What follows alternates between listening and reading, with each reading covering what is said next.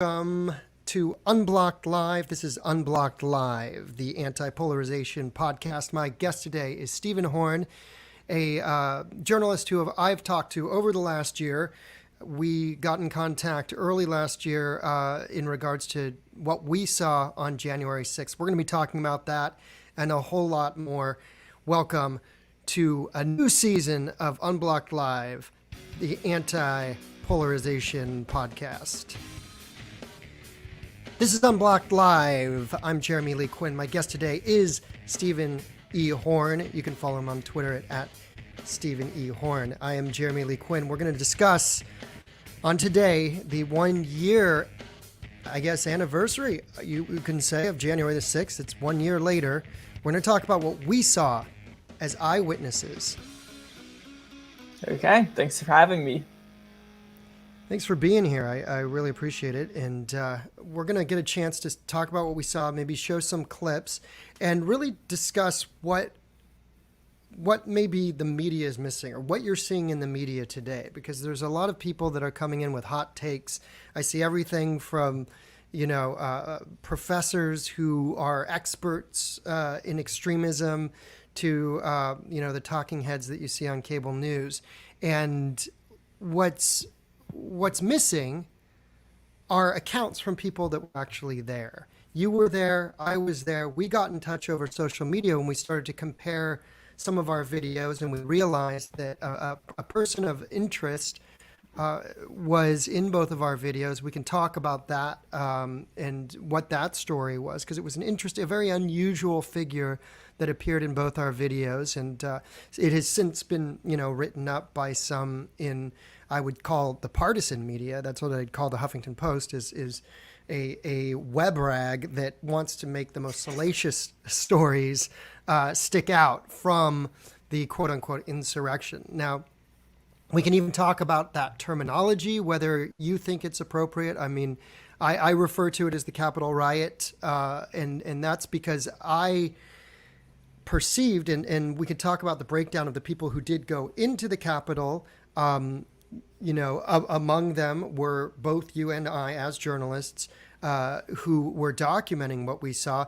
But there were people that, there were also thousands of people who didn't go into the Capitol. And I think it's important to parse what that crowd was like, of the tens of thousands of people, and then the some 800 or so who did go into the Capitol and get arrested. So we're gonna talk about who was at January 6th, what we saw as people on the ground. Because again, the one thing that is sorely missing if you turn on cable news is eyewitness testimony from the people who were there on January 6th. So thank you for joining me. That's a long introduction for Stephen Horn.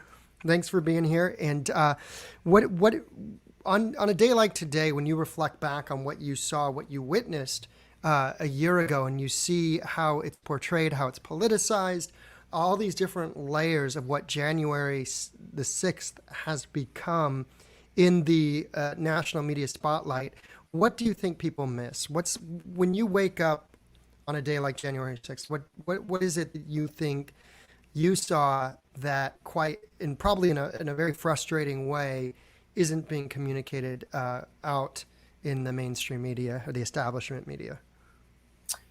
And I would say, just thinking about it, sort of what I see lacking in not just the media, but the consumers of media, is that too many people are looking for a certain story instead of genuinely trying to find out what the truth is about a certain situation. So in the case of January 6th, they're like, okay, these are all violent armed terrorists, or actually they're all federal agents.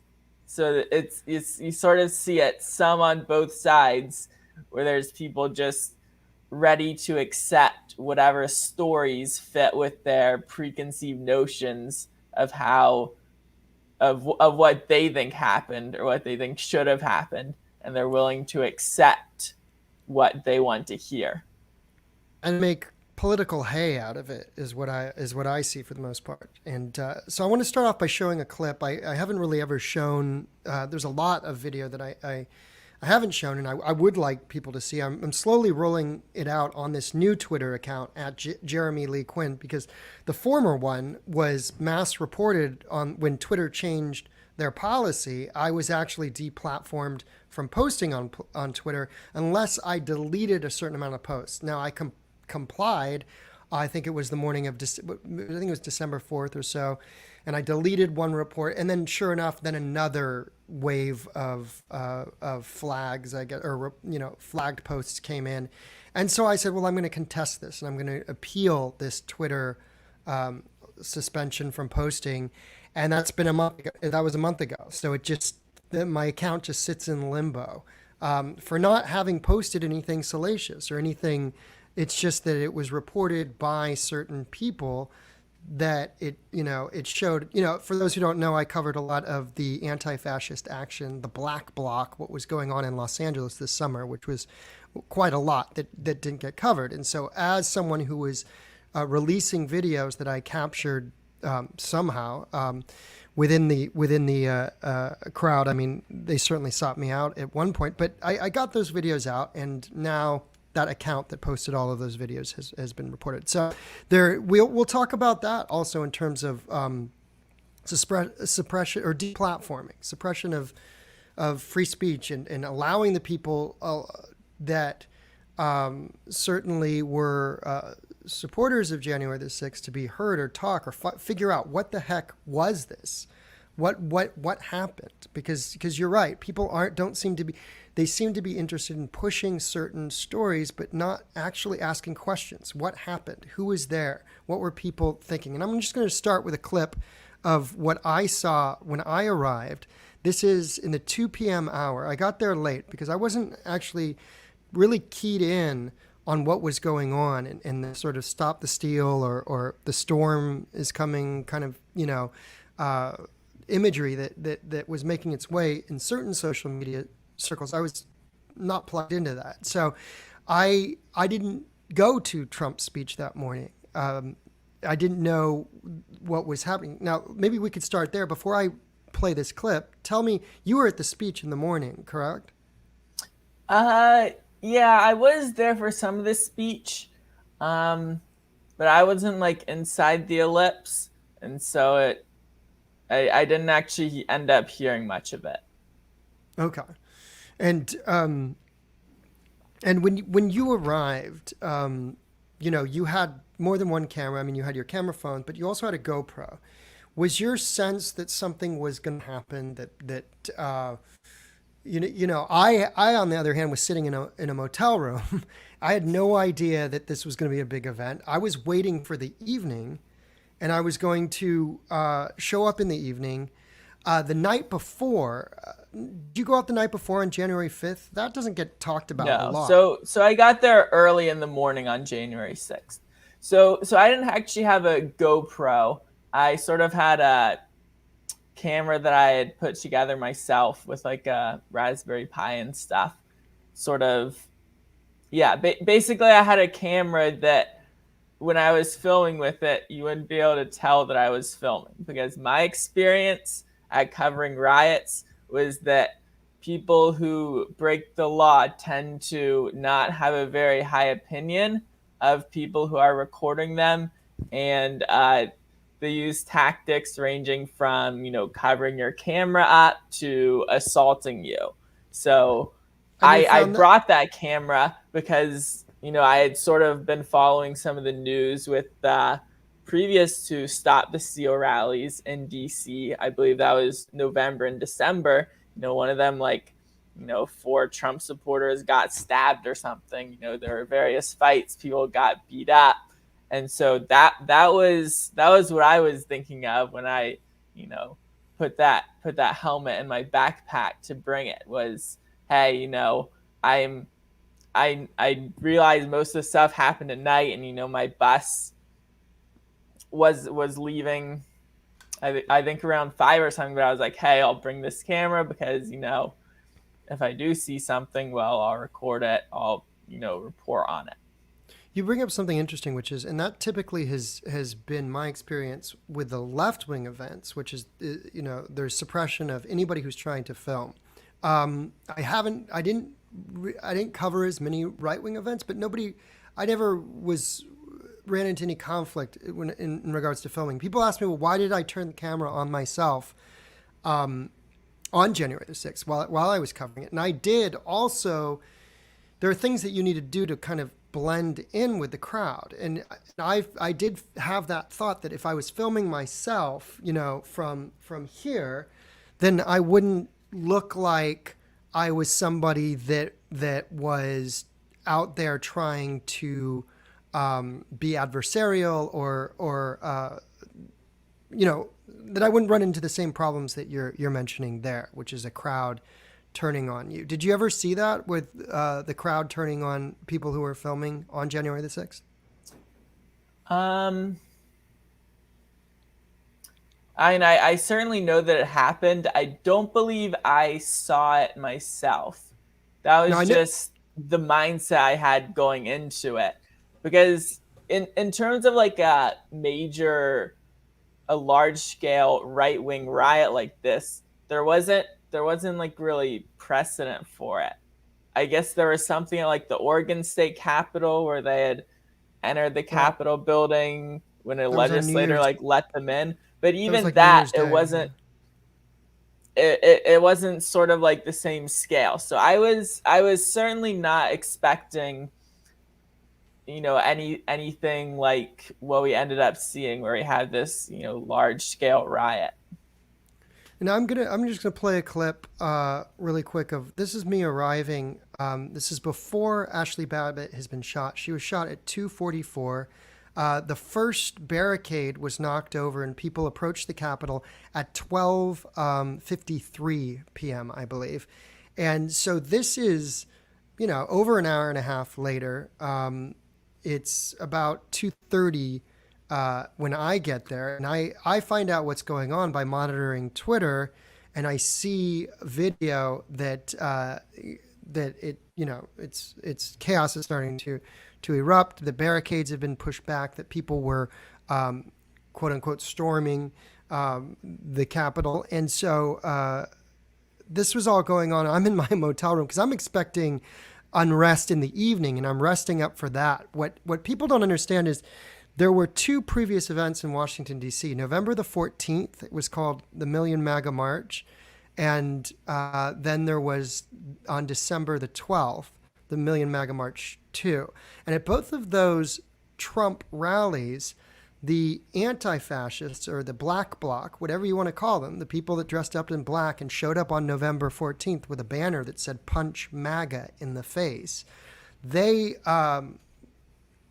quite simply attacked some people who are leaving the MAGA protest, and it was this sort of punch fascism direct action that spurred violence on November the 14th and December the 12th, which was more of an all-out street brawl of Proud Boys fighting Black Bloc, leftist activists, and so forth. So those two events the unrest had happened at night on those two previous events, not at the day protests. The daytime protests had been at the Supreme Court, I think at the Washington Monument in December as well. So I was surprised just as much as perhaps the Capitol Police were by the unrest that was breaking out. Now we're going to get to what you saw next. I just want to show my first clip of what I saw this is me arriving at around 2:40 p.m. or so, and it has kind of we're 2 football fields away, at least, from the Capitol, the terrace, and the rotunda. That's important to know, that you had tens of thousands of people there that had no idea what was going on the other end, let alone inside at this time. Just do not recommend elderly people. Younger people, more able-bodied, recommend go up there. They did use baton on an elderly lady. Guys, I need everyone to start chanting, "Stop the Steal." Congress is in session. We need them to hear us from all across America. Stop the steal! Stop the steal! Everyone. Stop the steal! Stop the steal! Stop the steal! Stop the steal! Stop the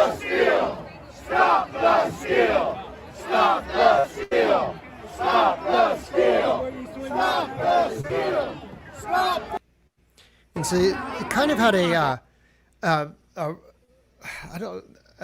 It was almost like I described it as being like a rock concert or something, where you had tens of thousands of people. Again, we're very far away at this point from the Capitol, and not aware of what's going on ahead, let alone inside. You even saw there was a Darth Vader and an Uncle Sam up top, and just a little bit further on, you were scrunched up, just trying to move. Now you had arrived much earlier, and as I understand, you're doing a documentary too about what that first wave of people. Were you amongst them at that time? Yeah. So I arrived, if I remember correctly, it was shortly before 2. So this is over an hour after sort of that initial line had been breached to the Capitol, but it was actually shortly before the building itself was breached.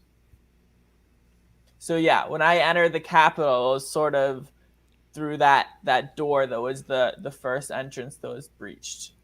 And do you know what time that first door was breached? Again, now the breaching started at 12:53, but those were makeshift barricades, movable metal barricades. And the grounds are fairly large, so that those outer barricades were a good ways away from the actual Capitol building.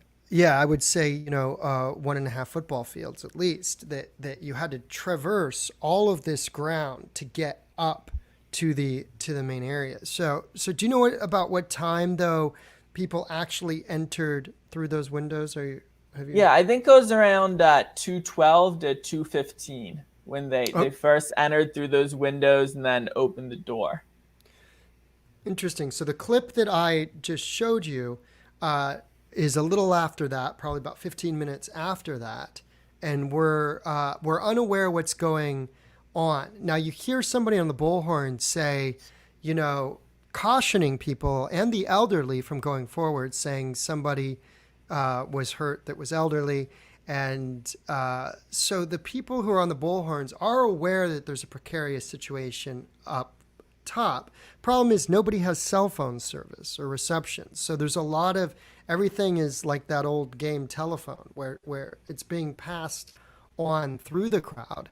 And some of the information naturally gets distorted, which we'll see later when Ashley Babbitt is killed. Then the rumors start going. Yeah, in terms of that, there are several points where I heard things, and it's like, okay, well, yeah, I heard something, but I also know that just because I hear something in a crowd doesn't mean it's actually true. So, basically, when I was there in front of the doors of the house, watching the people try to get in, I heard someone say oh, they just shot someone, but I didn't really know it was true until later when I saw people who had her blood on them. Yeah. Now, tell me, when you first got there, did you know, when did you realize that this was on its way to being something very, very big and very unstable?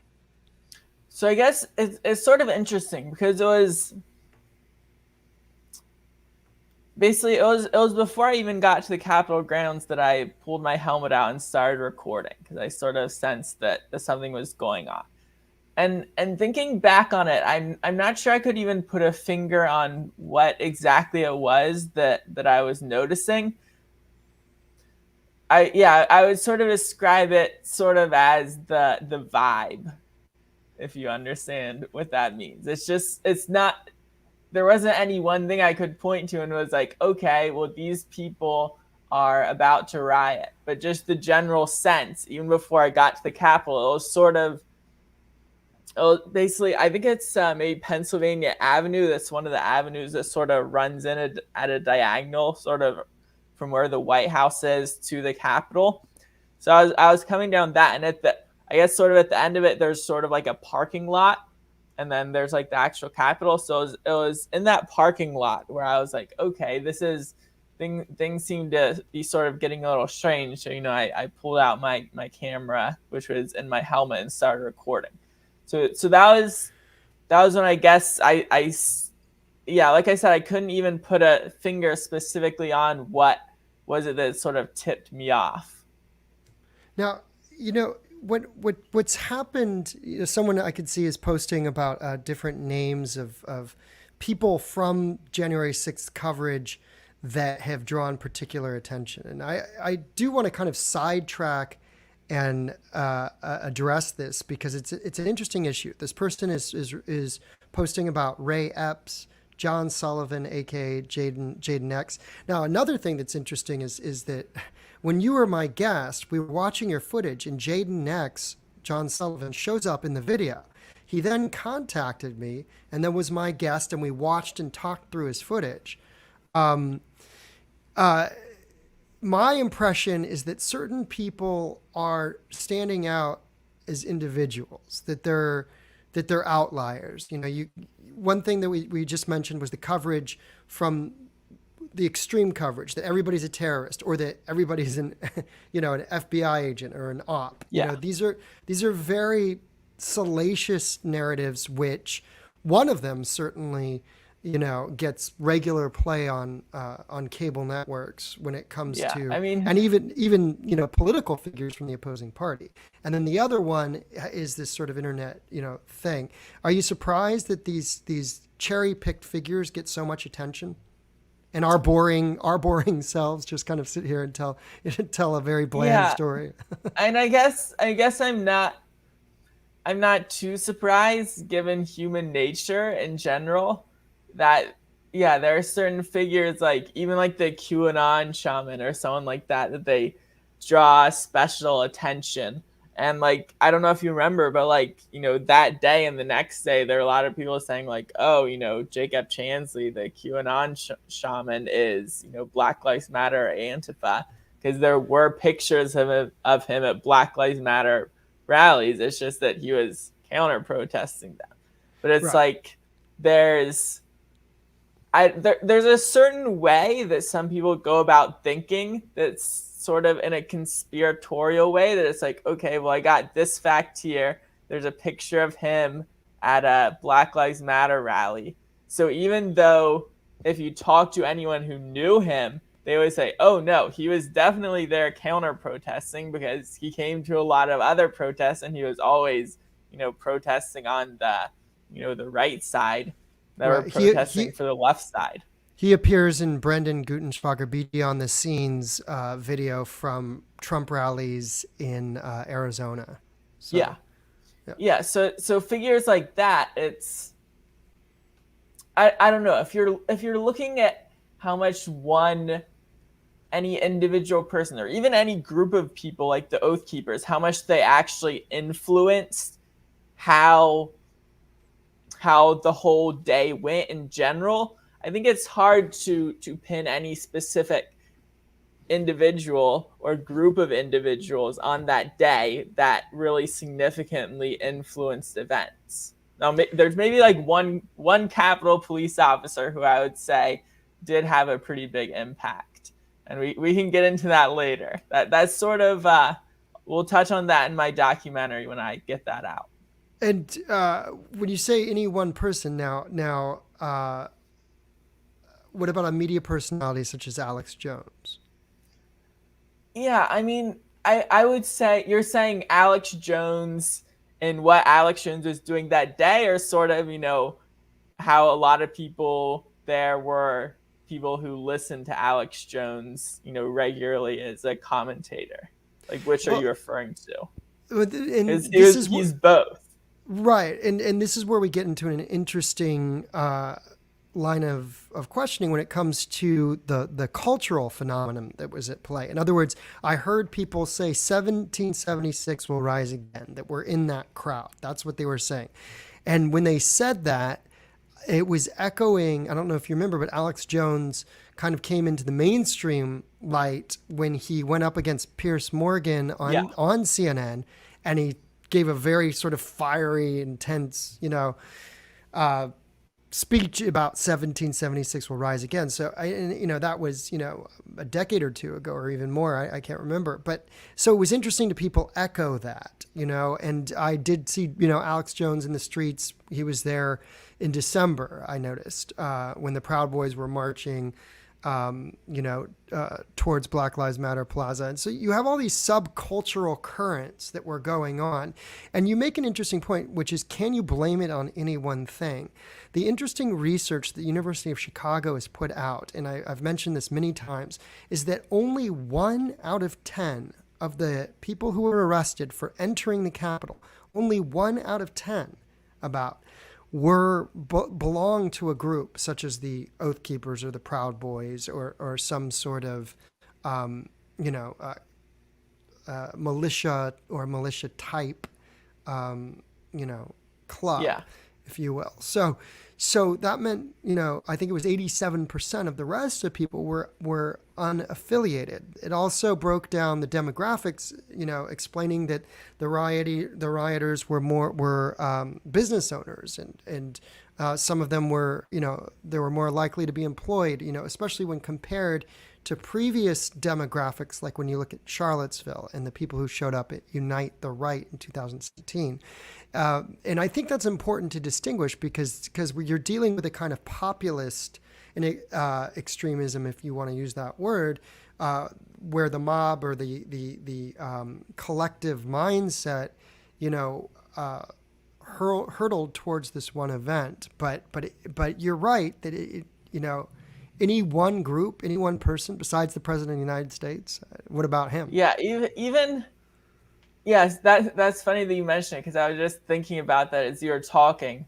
That like, if this hadn't been an event that Trump had sort of promoted and spoke at, obviously he was still speaking as some of these events start to unfold. It's like, if he wasn't there, would this have just been like, round 3 of the Stop the Steal or Million MAGA March, where, okay, Antifa comes out and there's some street violence? Is that what would have happened if Trump wasn't there? It's hard to sort of make a prediction like that. So I would say I think there's a good possibility that if Trump hadn't sort of gotten involved, that there would still have been violence, but the violence would have been more of the type that we saw at the past two, where it's a lot of Antifa assaulting Trump supporters, but also, some of the Proud Boys chasing and beating up Antifa. There are videos of that as well. Right, and that's what I documented at night on December the 12th. The wild protest moniker, though, kind of gave free license. I don't think that that's talked about as much. In other words, that this thing was labeled wild protest by the president of the United States. It certainly lived up to that name. If it had not been given that, would the people have felt licensed to take it as far and as they did? That's sort of an interesting discussion of, there's a lot of hyperbole and rhetoric that is used in politics, and the vast majority of that hyperbole and rhetoric, does not lead to any actual violence. So I think it's a fair question to ask, like, hey, when you say something like this event is going to be wild, should Trump have reasonably known that some people would interpret that as sort of like, we're going to break the law, or just like, hey, we're going to be more rowdy than we normally are? Or like, we're going to I'm riot. going to be there. Obviously, if Trump is somewhere, that raises the energy level than if Trump isn't there. So it's like, because given that there wasn't a precedent of a large right-wing riot like this, I think it's debatable what you could say Trump should reasonably have known the effect of his words would be. Yeah. It's funny because some of the LA leftists, the Antifa crowd, they've been after me. And we can talk about this. Anybody who is there has faced a certain kind of persecution, which is that you were at the insurrection, that you are somehow complicit in this. And I was there documenting. You were documenting as well. But I had the LA anti-fascist scene post in April pictures of me saying, when I was down in Huntington Beach, covering a Black Lives Matter protest, and they posted pictures of me, and sort of, this is a regular occurrence and phenomenon of the internet, which is we're going to sort of sedition hunt everybody that we believe is possibly complicit with this. We're probably not going to even just do the basic elementary amount of research to find out if what's being posted or not, because it'll get likes if it accuses and shames somebody for just being there, for just having set foot on the premises. And you see a lot of that where people are, regardless of whether they went into the Capitol or not, or were there, even being there as a journalist, that you could be persecuted. This persecution mindset, I find very troubling. And I've been wrestling whether to call it an insurrection, because insurrection doesn't apply to everybody who is there. Certainly there were people who were insurrecting at the front, but remember, that's 800 to 1,000 people among tens of thousands of people that were there. Not necessarily everybody in the clip that I showed you was aware of or supporting what was going on, 2 football fields away. So what are your thoughts on that? Yeah, I mean, I guess if we're talking about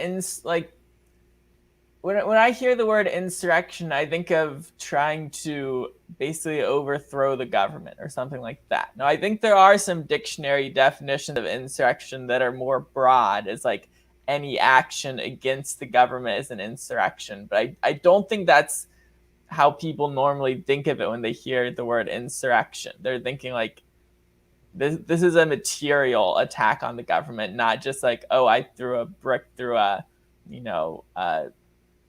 police station window. That's an act against the government, but it's not really an insurrection. So in terms of the amount of people there who are like trying to overthrow the government or something like that, I don't know.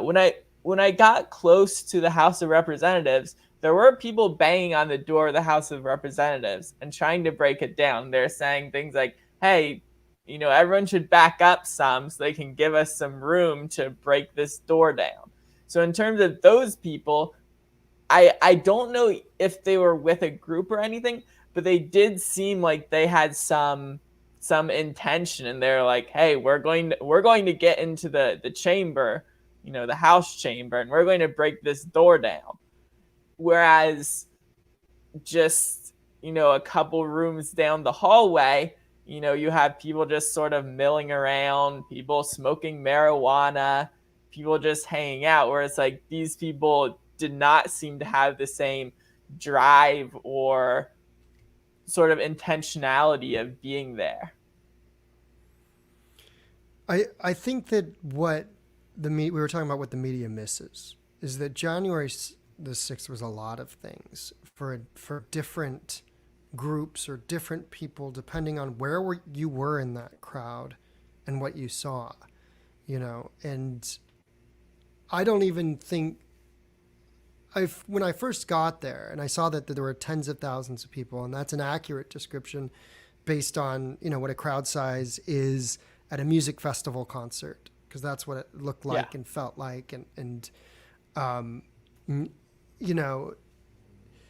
that there were, the rule of law was thrown out, in the sense that people were, the way that they were going up the scaffolding. How did you get up from the lawn level to the terrace level? So there's sort of, basically if you're facing I think it's technically the back of the Capitol, I guess, or maybe it's the front. I'm not even sure. Basically the west side. If you're coming from the Washington Monument direction, there's sort of two main staircases going up, and in the center is the tunnel where some of the worst fighting was. So basically, I generally went up that staircase. That's a fairly sizable staircase. I guess sort of like half of it was covered in scaffolding, but then people had sort of ripped some of that down. But yeah. So I went up that staircase. Now some people, because there is basically, I think what's called like the upper I'm not gonna lie, terrace. this is crazy. Yeah. So this is inside the scaffolding. So which scaffolding is that? Is that the scaffolding on the side? Right. So that would There's be. also some in the middle or something, like a So tower. this is the west side. So we're Okay. looking east here, which means that's north and that's south, right? And that's east straight ahead. So this is the southeast. Or wait, am I right on that? This is, I think your camera right now is facing east. That might even be the Yeah. Well, that's not the Washington. Oh, I Yeah, think but the Washington Monument is sort of behind on the other side of a tree. Yeah, I think you will Yeah, see so it that's sort of later. an easterly direction. Right, because this is the west side of the Capitol. Yeah, so they're facing away from the Capitol, and so you can see there, like that is a lot of people that you're seeing in that image right there, and that's not the whole crowd, but like you look at that and it's like, oh yeah, that's a lot of people, and they're pretty tightly packed in. And then this is the inside the scaffolding. It was extremely rickety, and they had torn when you arrived there, were there still white cloth sheets, and they had torn some of them off. Yeah, I mean, I was coming like down Pennsylvania Avenue. I wasn't coming like straight from the Washington Monument. I was sort of coming from the, I guess, like a northwest angle. So I didn't really see like the other side of the scaffolding. I think that might have been where they had pulled more of it off. I guess the north side of the scaffolding, when I saw it, was still mostly intact. And that was mainly what I was looking at. Okay. And that's the side that I'm on right here, I believe. Correct? Is this the side that you went up as well? Yeah. So that west staircase that is like under the scaffolding. Right. And then you'll see just how elaborate it was. And then later you'll see people were climbing up in the interior section. People started to get really nervous that, with enough weight, the whole thing could collapse. So like the sort of the flow of people that went up into the Capitol where that first door was breached, that was sort of through the scaffolding, but basically that part of the scaffolding is like over the stairs. So they're not I don't think they didn't have to like climb onto the scaffolding to get up there. They were sort of, navigating through the scaffolding going up the stairs. Right. So I think it's sort of a different part of the scaffolding than is sort of facing that interior section where it had been sort of set up as seating or whatever. Right. If that makes sense. Yeah, up above there. Yeah, so you can see at this point, like that whole upper terrace is like filled with people.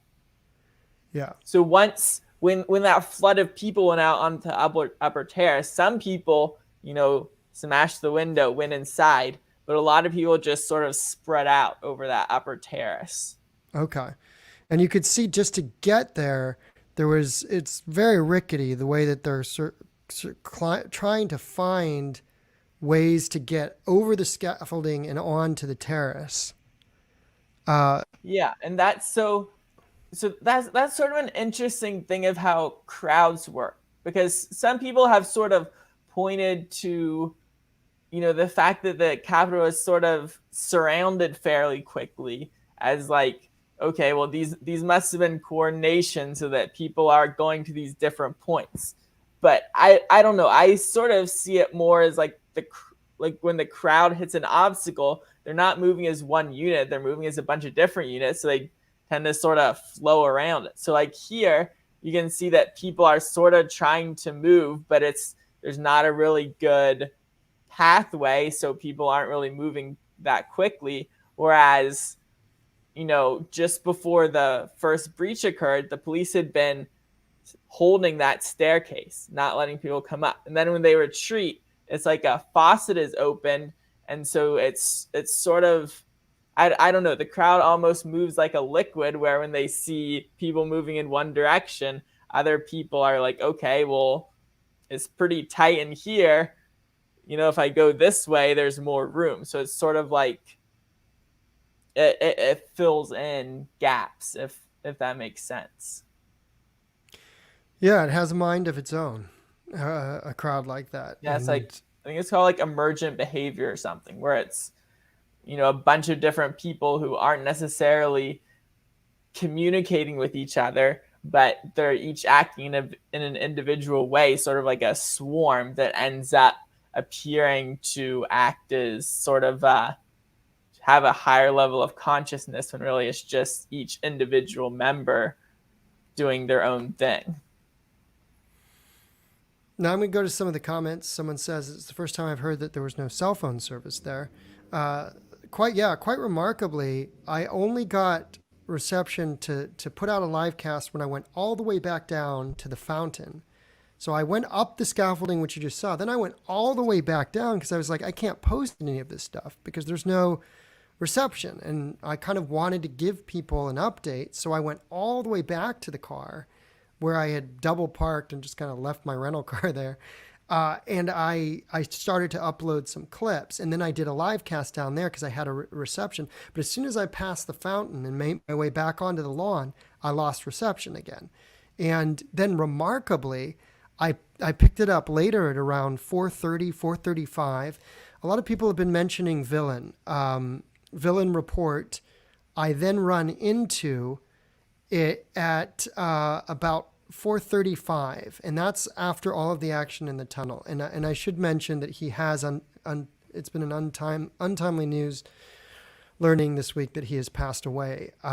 He's somebody that I met in person and then did a joint broadcast live cast with on January the 7th on this podcast, in which we discussed what we had witnessed at the Capitol. I run into him there at 4:35 about, and that's when I believe Roseanne Boylan dies in the tunnel. What do we know about what happened in the tunnel? And I was researching it a little bit and pulled up the New York Times article. Yeah, and let me actually mentioned, share a video. Okay. And the Because New York Times. Yeah, just go ahead while I pull it up. I was just going to say the New York Times mentions Villain Report as being there. And I think it references a video that I'll play a little later in which he recounts what he saw when he was there. And but the tunnel was always a mystery to me, because when I ran into Villain, he started telling me about the tunnel and what he had seen. And I wasn't sure if he meant that he was inside or if he and it appears that was the tunnel, because the New York Times also verified his his being there. The other thing about Villain Report that, people should know is he was always willing to talk to anybody. And I think one of his last interviews is he interviewed somebody who was from Antifa in Tennessee and had a long discussion with them. He, he talked to a lot. I think he talked to Jake Chansey that day as well. Was that his name? Jake Angeli? Jacob. Yeah, so his name is like Jacob Chansley, but his name is also like Jacob Angeli. It might be a stage I don't know name. like, or I think it might be his middle name, or maybe like his mother's maiden name or something. I'm not exactly sure, but they're both him. Right. Yeah. I think this. Do you have a clip up? I'm not sure if this Okay. video has loaded or not. Okay, yeah. So this is just a video I edited from the tunnel, so you can, see that is Roseanne Boylan. I believe that is one of the last times. So that's Philip Anderson next to it. And so through this rest of the footage, I couldn't find her face. But you're going to basically see that this is sped up 5 times. But you're basically going to see the police push all of these people out of the tunnel. And after that is when Roseanne Boylan's body is seen laying on the ground, basically right where I was able to pick her out in this video. So yeah, here you can see that the police are pushing people back. So like Philip Anderson and I believe some others have said like, yeah, the police were spraying some sort of gas or something, and they're pushing. And he was saying that he either almost lost consciousness or did lose consciousness. You know, you can see on one of the body cameras, people are sort of dragging him back. You know, he's a big guy, but you know, he looks pretty out of it. And you can also see in the body cams that, you know, Roseanne Boyland is on the ground there, you know, not moving. I'm not sure if she is technically dead at that point, but she is practically dead, as she is never revived. They said they eventually did CPR on her. There has been some doubt cast on that because the officer's testimony of the timing of that doesn't seem to match up with the timing of the body cam, which shows them not doing CPR. So I think the police do end up pulling her back. I think it's after she has been on the ground for at least a couple minutes, and I guess they did do CPR eventually, and that was unsuccessful. In my live stream, which I don't have access to because my Twitter account is locked, and it was on. Yeah, so you can see there's Philip Anderson and, you know, Roseanne Boyland on the ground. This is at the end here. Yeah, so I was able to sync up that portion with that security camera. Oh, I see. And that's Philip right there. Yeah.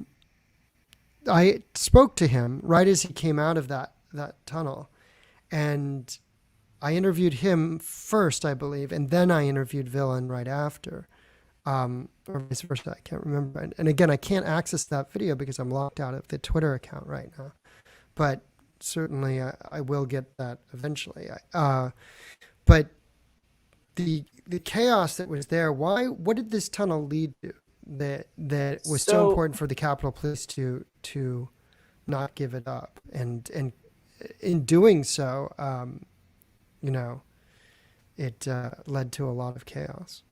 I mean, I don't think there's anything special about the tunnel except that it was an entrance into the Capitol. I believe if you go through the tunnel, you'll be somewhere inside the Capitol. So I mean, I believe that was why they're holding it, and just sort of. I guess I'm not exactly sure because it seems like there's more video of sort of later in the conflict than what happens immediately when people get there. So I'm not exactly sure, you know, what prompted sort of the rage and the fighting against the police, but it seems like there is something that is motivating the crowd to, you know, push forward. It's sort of in the center there. There's, you know, the scaffolding and the stair at each side. So it's sort of like a funnel to that tunnel. And so I guess I can, for the police, it's pretty easy to say like, yeah, they're holding this tunnel because on like right on the other side of them is the inside of the Capitol. I'm more sort of curious about what the motivation was for those people entering the tunnel and pushing up against the Capitol Police. Yeah, I you know, so much of what I saw was just an uncontrollable mob, in the sense that, you know, once I went in, the group that I was documenting was just, there was no rhyme or reason to what they were doing. They were just doing it. They were breaking apart furniture. They were making a barricade. I don't know what they thought they were going to do, like that they were going to hold this crummy office that they were in that seemed to not belong to anybody.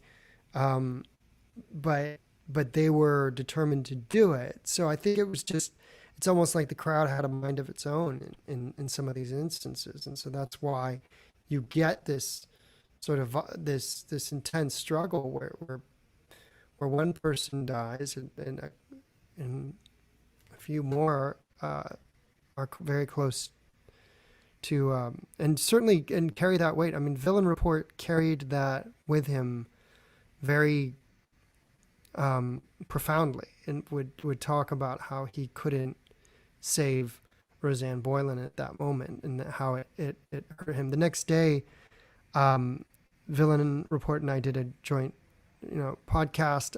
That's where we both interviewed Matthew Pearce, the fellow who shows up in your video. He was sort of this loner character, it seemed, with very extreme views, and he was one of the person who falsely thought that the QAnon shaman was Antifa and was talking a bunch of sort of theories about Antifa involvement and so forth, which to this date I've never seen proof of.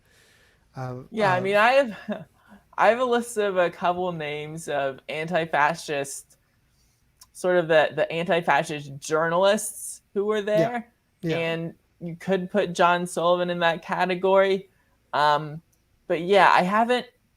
So I've also heard, I can't say whether or not this is true, but there's a man named Zachary Allam, I believe that's his name.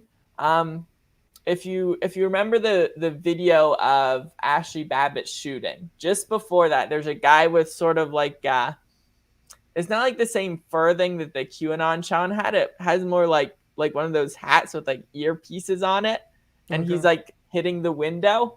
So that guy, I've heard, I guess sort of third hand, that he told someone else in the DC jail, because he's locked up in the DC jail, that he's told someone else in the DC jail that Zachary Allam, is Antifa. So I've heard that like third hand. Unverified. I'm a little skeptical. Yeah. Because that seems like something you would not want to admit to your fellow jail inmates if they might have somewhat of a negative perception of you. But yeah. So that's something that I would like to study more, because. But if there were, when I look at my video, there's one or two people who are in black bloc, and I'm like, well, why are those people in full black bloc? That's odd to me. No, I was sort of, I don't know, because black bloc isn't just dressing in black. It's the block. You need a lot of people dressed in black for it to be you need the block with the So it's like I would strongly suspect that if Antifa was going to infiltrate a Trump event, they would not wear black bloc. The people wearing black bloc are most likely Trump supporters who see that black bloc is an effective tactic to hide their exactly. Identity. So if there were Antifa, I would expect them to be wearing MAGA hats and American flag gaiters or something like that. Yeah, and you brought up John Sullivan. In Antifa, the Antifa activists were very much against had conflicted with John Sullivan over time. Yeah. And he's just sort of this anomaly, this outlier who was embracing all of these different cultural currents and kind of doing his own thing, really, and putting himself at the center of it, from what I could tell. So it's hard to classify him. And there's this rush to sort of say, well, this person belongs to this group or this tribe or that. But in a situation like that, it does bring in a mob is a mob because it welcomes in. It doesn't check people's IDs at the door. Yeah. Well, I guess it is sort of. Yeah. There is sort of different. I feel like right-wing events in general are more inclusive in a way, in terms of like the diversity of people they welcome. Like if you go to like a right-wing event, like you can be wearing a mask even when everyone else is not wearing a mask, and if you generally act like you're a supporter of the event, you probably won't be bothered that much. But some left-wing events are sort of the opposite, where it's like if you stand out at all, you'll be sort of questioned at the least as to whether you actually fit in there. Yeah, yeah, and you know, right-wing events are accepting to a fault in the sense that then you have a guy that's, you know, just down the way in a sweatshirt that says Camp Auschwitz, and nobody Yeah. says anything to Which that person. that you I know? think I would guess that most people who notice it would assume that it's intended to be some sort of joke that's in very poor taste, not that it's necessarily like someone supportive of the Holocaust. Well, right, and there is a, you know, and again, you know, this has to come with a disclaimer that, you know, that this podcast and neither of us support any sort of rhetoric that, you know, that does what a shirt like that does. I mean, what happens though is that the media sure. cherry picks it, and the media fixates on this being a white supremacist event, you know. And you had one guy that was wearing a very inappropriate, offensive, you know, shirt. There is something about that sweatshirt. I actually tried to contact the guy because I was like, what? This is to a fault. I'm interested in hearing from everybody. So I actually tried to reach that person and you know, unsuccessfully. But there is something bizarre. It is you said in poor taste, you know, joke that people might assume. The back of that sweatshirt says the word staff on it. So the quote unquote joke is this person is posing as a camp counselor at this, you know. Yeah, I mean, I think that would sort of be the joke, that it's styled like a camp sweatshirt, sure. But then it's like, oh, it's Auschwitz, ha ha ha. Like, right, not there's a few people who will laugh, terrible joke. But not many people will actually laugh. But there is dark humor, and that's pretty dark. But there, it's very dark and inappropriate, and we could, you know, until the end of this podcast, we could probably be denouncing it and talking about how in poor taste it is. But the thing that the media does is not only do they cherry pick it, but they allow it to represent the entire crowd. So then you have this one person wearing this sweatshirt in a crowd of tens of thousands, and all of a sudden the whole crowd is there because they're white supremacists. So yeah, and that's something I sort of noticed if we're talking about media coverage, in terms of media coverage compared to the reality, is that it seems like there's an awful lot of pictures that are used as sort of, you know, I don't know the exact terminology, but basically like your headline picture, you know, it's at the top of your article to be like, okay, this is sort of representative in some way of the article. There seems to be an awful lot of pictures used for the January 6th riot that managed to get one of the Confederate flags that was there in a prominent position in that picture. Right. Because there were several Confederate flags there. There was some guy with like a Confederate flag painted on his helmet. But I think if you counted, there were more South Vietnamese flags than there were Confederate flags. That's but true. The pictures that people take and the pictures that the editors choose to use, well, they don't choose to use ones framed with a big South Vietnamese flag in the front. So it's I think that gives a distorted perception. So if you're just looking at coverage, it's, here's a picture of the Confederate flag in it. Here's another picture of the Confederate flag in it. Here's another picture of the Confederate flag in it. And you don't necessarily realize that that's all the same flag. They just happened to be in a position that was good for framing it, with the whole Capitol and the police there and all the gas and stuff. And there were two. It's interesting with framing. There were two prominent flags. One of them made its way inside the Capitol. The other one was hanging off of the scaffolding. But you see the same picture over and over again, and you're absolutely right. Not only South Vietnamese flags, but South Korean flags. And the significance of both of those flags is that they're essentially anti-communist flags. That they support the half of those countries in their point of turmoil and conflict that were aligned with or against communist regimes. And so this white supremacist crowd, also one of my videos shows them helping an old Asian lady up over one of the barriers. And I keep trying to iterate to people, who play this sort of white supremacy card that, there were people there. I mean, yes, it is a white majority crowd. I mean, that is accurate, but there were, plenty of ethnic minorities. If you look at the video where Ashley Babbitt is killed, and you count, there's 6 or 7 people who are people of color who are right there at the front, including John Sullivan, of course. And a point that never gets talked about is here was John Sullivan all the way at the front, dressed in black and a person of color, and that crowd doesn't police him. When we watched his entire stream, there's 1 or 2 times before he gets to the Capitol that a person's like, a guy on a bike is going by and he's like, what's your deal? So do you support, he's trying, exactly. he's getting vetted.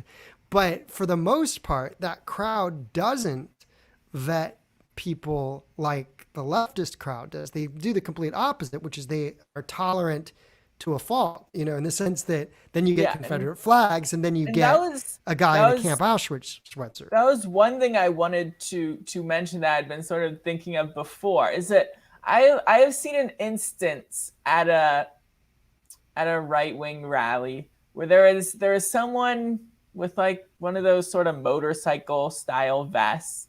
And so someone else came up. I think he was also wearing some sort of similar vest thing. So he looked like someone who sort of knew what was going on. And he was like, hey, that guy over there has like a 1488 patch or something like that. And he was, so this guy who came up was more, it seemed like from the left side, but he was engaging in a dialogue with people, and it seemed like this sort of attitude he was encountering. He was like, why do you have this guy out there? And it seems like there's a disconnect in how people think of rallies, because it seemed like the right wing people that this challenger sort of was talking to were saying like, yeah, of course that's bad, but like I'm not familiar with like the dog. It seems like the left hears the white supremacist dog whistles a lot louder than the average person on the right. Like, I think someone on the left is more likely to know what 1488 means than someone on the right, which is sort of odd. What does 1488 mean? I don't know. So I think 14 refers, like, there's some like white supremacist creed that's the 14 words. And then 88 is the 8th letter of the alphabet. So 88 is like Hail Hitler. Is HH. Yeah. So yeah, so like 1488 is like sort of a dog whistle that if you don't know, it's like if you see 1488 in someone's username, if you don't know what it's referring to, you're just like, oh, lots of people have numbers in their username. But if you're someone else who knows what 1488 means, you're like, oh yeah, I know you. Gotcha. So that's what that is. I always remark that when I combed these Trump crowds, that over 2 years, there were only 2 incidents where I found actual like neo-Nazi tattoos, and it appeared to be kind of like prison tattoo type things. They weren't like with a group of people who had the same tattoo. I saw somebody with an 88 tattoo on his calf at a Tulsa rally in June of 2020, which was the first Trump rally after, COVID had set in. And, again, I've always said I couldn't characterize a whole crowd of thousands by one person who has a tattoo like that. I don't know what that, and the crowds don't police themselves in the sense that it says that they, but if that picture gets taken, then that gets used to characterize the whole crowd. Yeah, I feel like the right wing protests or demonstrations tend to be a bit more individualistic. Like if you find someone else offensive, they're more likely to just sort of not associate with that person rather than try to gin up a group of people to get them to leave. Yeah, and that's the difference, and that's where the media is way off. And then this comment here is germane to that. My father watches CNN and MSNBC every day. He's convinced everyone there is a domestic terrorist.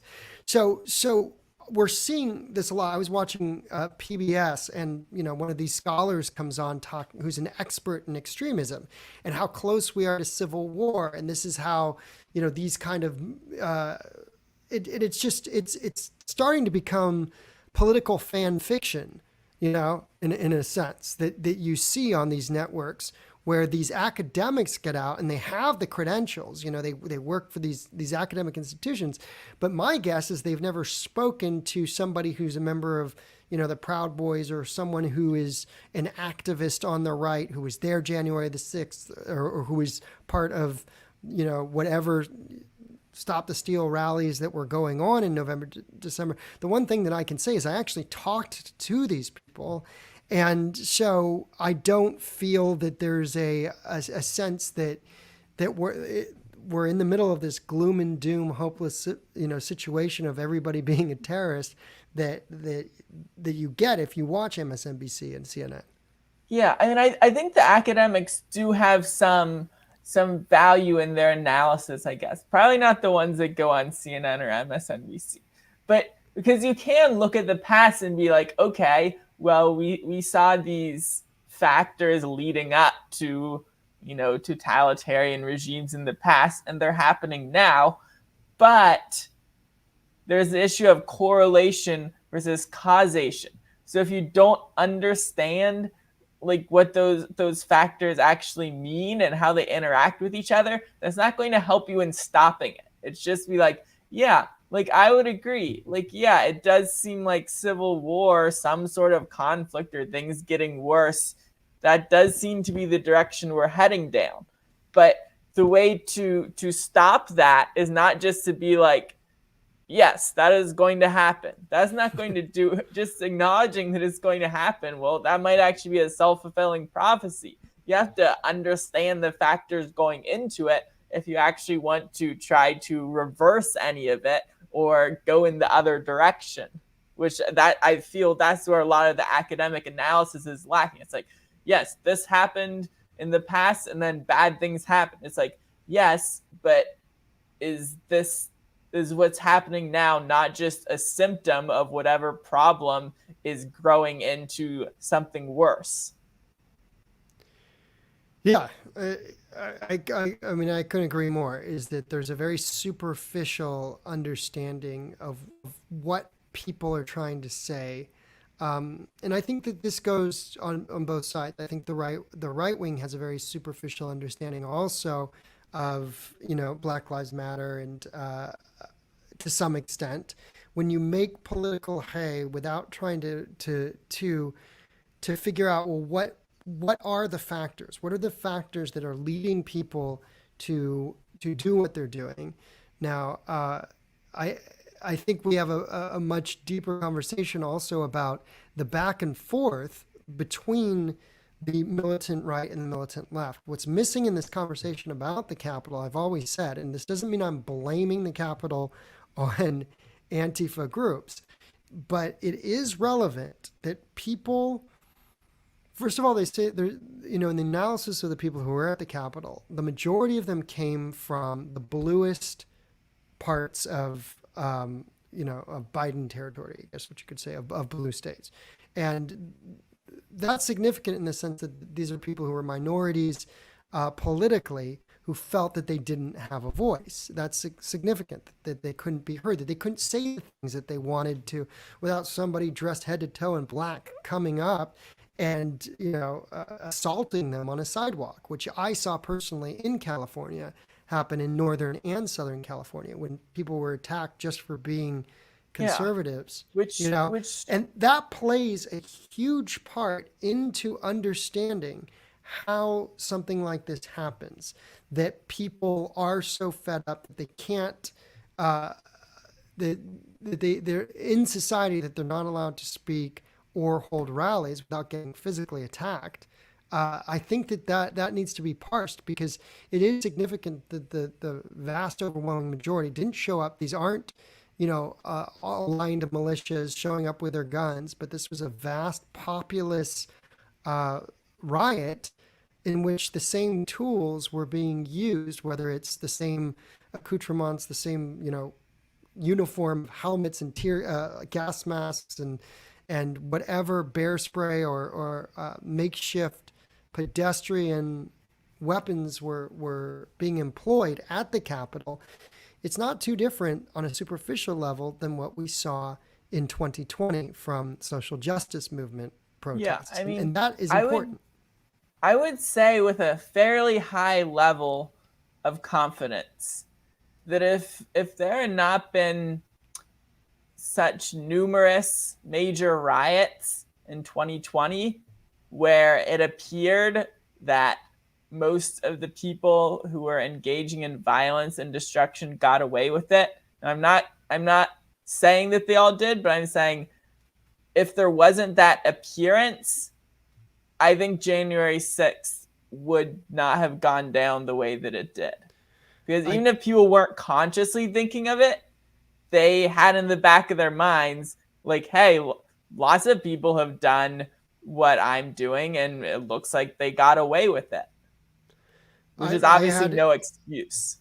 Yeah, it's obviously no excuse, but there is a cultural significance, a connection, and that this was a manifestation of essentially, what's been going on the streets, the culture war, the groups that we've been seeing, the militant groups that have been involved in these street fights. It's all very, very connected, in my opinion. And I did see actual evidence when I'm coming down the steps this is now more towards like 5:30.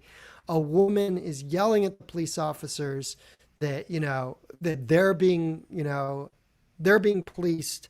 You didn't do this with Antifa. You didn't do this with Black Lives Matter. And people were yelling that towards the officers. Then on another side of it, a very strange, surreal observation that I made as I was leaving the Capitol is half the people were screaming at the Virginia State Police, who were then brought in, calling them oath breakers. And then another half of the people were thanking them and saying, thank you for being here and thank you for your service.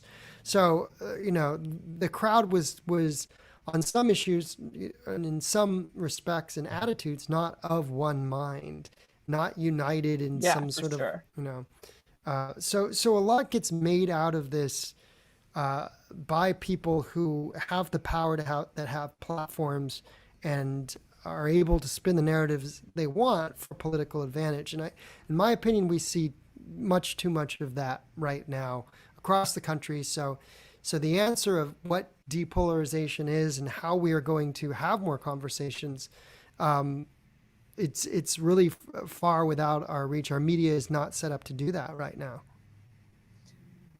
Yeah, and what was I going to say? I had something I was thinking of, but then I just sort of changed of thoughts there with your last point. Well, yeah, I'm not so sure that it's the media. See, when I tend to look at media, I guess I have a bit of a different perspective than it seems that most people who are criticizing the media have. Because I see it more as, to a large extent, it is the audience driving the media coverage and not vice versa. I think that the people creating the media only have a limited amount of control. Like, even someone who has a fairly large platform, okay, they go out and they report on a riot, probably going to get a lot of attention because people are like, oh yeah, I want to know what's going on. If they go outside and report on the tree that is growing in their front yard, probably not going to get much attention, even someone who has a very large platform. So I feel like the audience is driving a lot of the negative trends that we are seeing in the media instead of vice versa. So I really think it's something that needs to change from the bottom up, not from the top down, because I don't think it's actually coming from the top down. The problem. That's an interesting perspective, because if people are what you're seeing is the shareability of content. If stuff is shareable and has a potential to trend or go viral, even the setup there is that it has to provoke some sort of outrage, some sort of demonization trends. When on Twitter people demonize each other all the time and they get a lot of attention, whereas if you say something nice about somebody or nuanced, it's not going to get much clout at all. Yeah.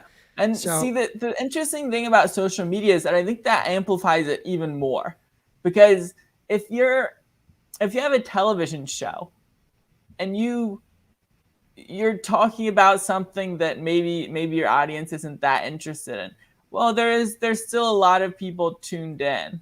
Whereas with social media, it can be several orders of magnitude, many orders of magnitude even, between a post that is very popular and a post that is not very popular, because each person who is clicking the like, they're clicking the retweet, they're clicking the share, whatever, on whatever platform it is, they are acting as their own media outlet in some way, that they're saying, yes, this is a thing and I am going to make it be seen by more people.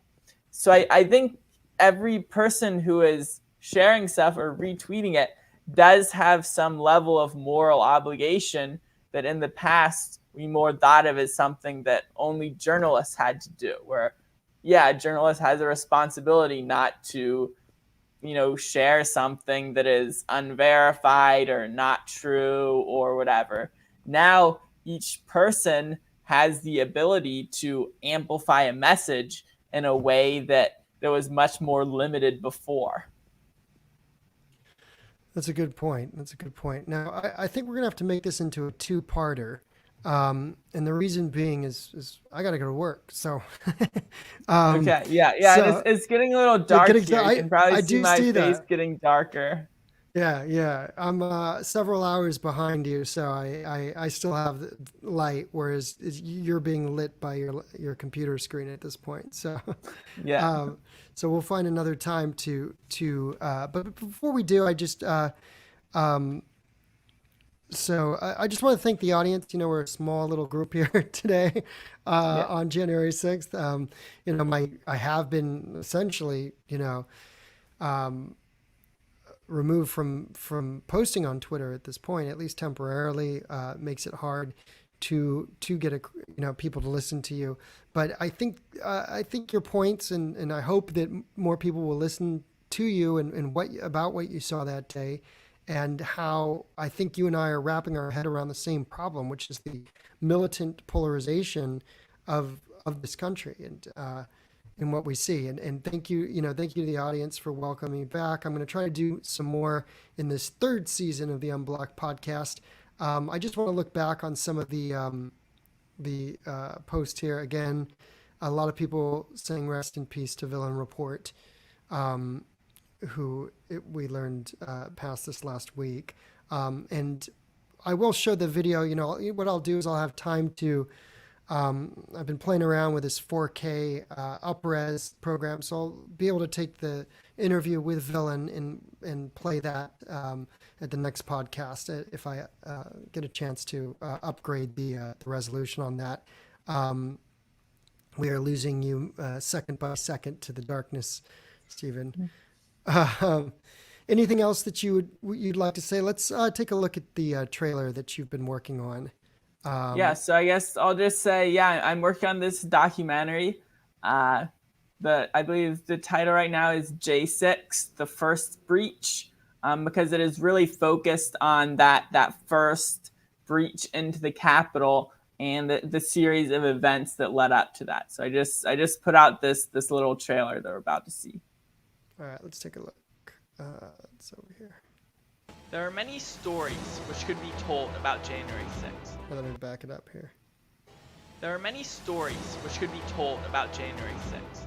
The story I want to tell you is the story of the first breach in the U.S. Capitol.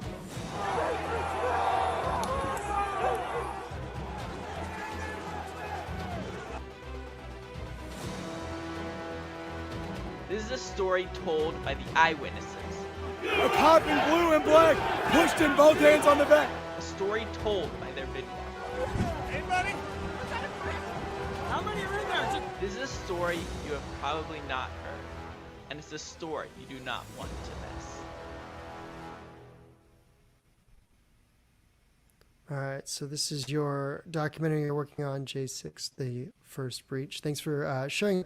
Just curious, with the we saw an image of the person who was falling from the top of the terrace. Was that person ever identified? What ended up happening with that person? Yeah, so I have sort of learned an update on his status. He did break both of his legs, and I heard that he suffered some complications from that.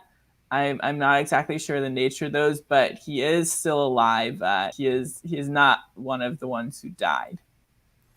Okay. And now there were, in remembering the people who died that day, there was the officer, there was Yes, there was there was Babbitt. Brian Sicknick, who died. I believe he died the next day.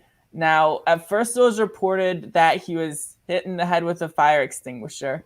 And then it was reported that it had something to do with maybe bear spray or something that he was sprayed with. But I believe the medical examiner ended up ruling that the death was basically natural causes.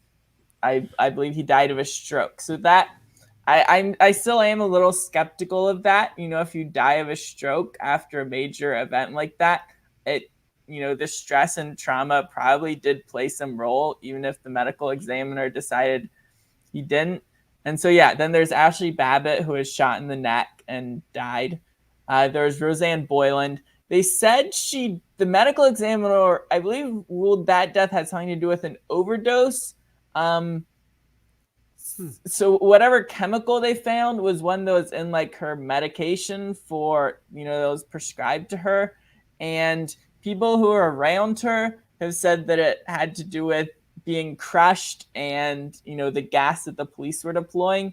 So I'm a bit skeptical of that medical examiner's ruling as well.